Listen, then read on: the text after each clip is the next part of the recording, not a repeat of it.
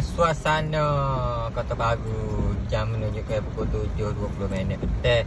Hujan tu dia boleh katakan lembab jugalah. Tadi dia berangi. Dia berangi. Kawasan cerai tadi dia berangi. Kawasan Panji berangi. Lepas tu area dekat dengan orang kata dekat dengan bedroom lah berangi.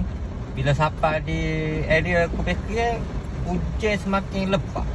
Tadi kata hujan yang panas balik ni hujan.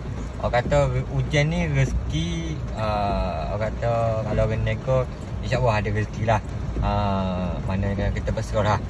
Tawakal semua insya-Allah. Hujan ko tak hujan ko bila dia nak bagi rezeki dia akan bagi. Okey.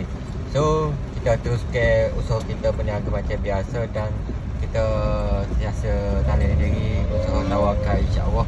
Apa yang terjadi ada hikmah di sebaliknya. Doakan yang terbaik.